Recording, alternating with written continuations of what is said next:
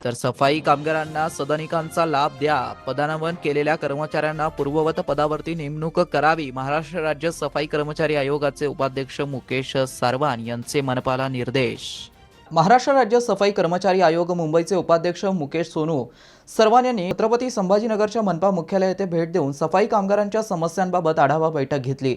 यानंतर त्यांनी माध्यमांशी संवाद साधला. यात प्रामुख्याने सफाई कामगारांना मालकी तत्वावरती मोफत सदनिका देणं, पदनावत करण्यात आलेल्या कर्मचाऱ्यांना पूर्ववत करणं ही माहिती दिली आहे. नगर विकास विभाग मंत्रालय मुंबई 32 दिनांक 22 ऑक्टोबर 2008 रोजीच्या शासन निर्णयातील डॉक्टर बाबासाहेब आंबेडकर श्रम साफल्य योजनेबाबत 25 वर्ष किंवा त्याहून अधिक सेवा झालेल्या सफाई कामगारांना मालकी तत्वावर मोफत सदनिका देण्याबाबत सद्यस्थित प्रकरणांची माहिती.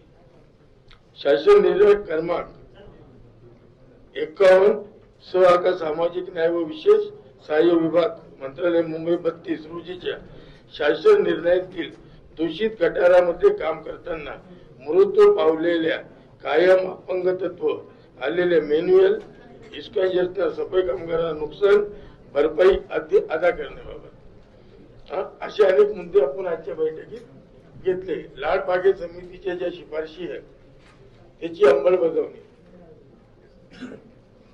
त्यानंतर सदनिका ज्या सफाई कर्मचाऱ्यांना देणारे त्यांची यादी, हे सर्व प्रशासनाकडे आपण प्रश्न केले असता त्यांनी 15 दिवसात आपण या संदर्भात त्यांच्याकडे अहवाल सादर करण्याची सूचना केलेली आहे.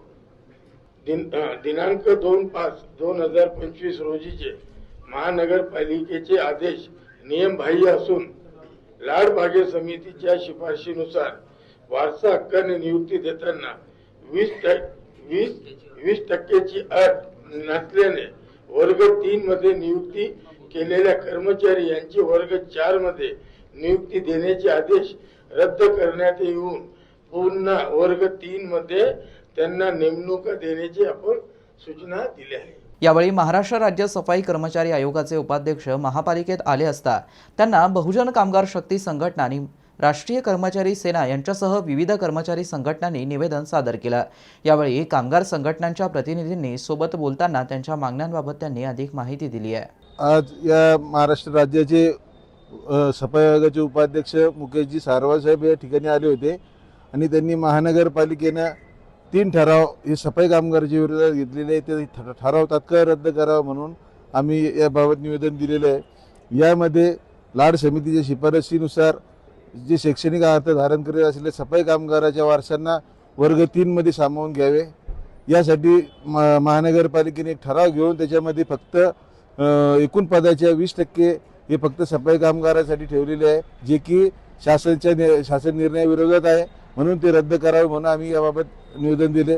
तसेच दुसरा मुद्दा, महानगरपालिकेच्या वतीने 2008 पासून शासनाने एक शासन निर्णय पारित केला होता की 25 वर्षाच्या सफाई कामगाराला झाले त्यांना सरसकट घरं देण्यात यावी. परंतु महानगरपालिकेने एक त्याच्यामध्ये असा घाट घातला की ज्या कर्मचाऱ्याला घरं आहे त्यांना सोडून इतर कर्मचाऱ्याला घरं देण्याबाबतचा महापालिकेचं म्हणणं कारभार थांबवा म्हणून याच्यावर एक निवेदन दिलेलं आहे. आणि तसेच परवा दिवशी 27 तारखेला एक शासन निर्णय या ठिकाणी पारित झालेला आहे, ज्यामध्ये सफाई कामगाराच्या वारसांना 100% पदोन्नती ही स्वच्छता निरीक्षक पदावर पदोन्नती देण्यात होते. परंतु या शासन निर्णयानुसार त्यांनी सदर ही रद्द केलेली आहे आणि वर्ग 3 कर्मचारी त्यामध्ये समावेश केलेला. आमचं म्हणणं आहे की वर्ग 3 कर्मचारी त्याच्यामध्ये समावेश नको, फक्त वर्ग 4 कर्मचाऱ्याला त्याचा लाभ देण्यात यावा. या ठिकाणी आम्ही संघटनेचे अध्यक्ष अशोक विराळे, मी स्वतः संस्थापक अध्यक्ष संजय रगडे, कैलास जाधव, आमचे कार्याध्यक्ष संतोष खरात, भाऊसाहेब पठारे, अजय विराळे आदी या ठिकाणी आम्ही निवेदन दिलेलं आहे आणि त्यांनी सकारात्मक निर्णय घेण्याबाबत आम्हाला आश्वासन दिलेलं आहे. साहेब, आज राष्ट्रीय सफाई कर्मचारी आयोग आपल्या छत्रपती संभाजीनगर महानगरपालिकेत आला होता. तर त्या संदर्भात आम्ही जे सफाई कर्मचाऱ्याशी रिलेटेड जे विषय होते त्यामध्ये प्रमुख मुद्दा जो असा होता की जे सफाई कामगारांचे ज्यांचे आईवडील मागील 30-25 वर्षापासून सफाईचे काम करतात आणि त्यांच्या मुलांना आता 24 फेब्रुवारी 2023 मध्ये एक शासन निर्णय आला होता, त्यामध्ये त्यांना त्यांच्या शैक्षणिक अर्हतेनुसार त्यांना पद देण्याबाबत मेन्शन केलेलं होतं. आणि त्या शासन निर्णयामध्ये कुठेही पर्सेंटेज मेन्शन केलेला नव्हता. परंतु आपल्या छत्रपती संभाजीनगर महापालिकेने ज्यावेळेस 4 वेळेस या लोकांना नियुक्ती दिल्या तर चांगला सकारात्मक निर्णय घेतला होता की सगळ्या लोकांना वर्ग 3च्या पदावर त्यांनी नियुक्ती दिलेली होती.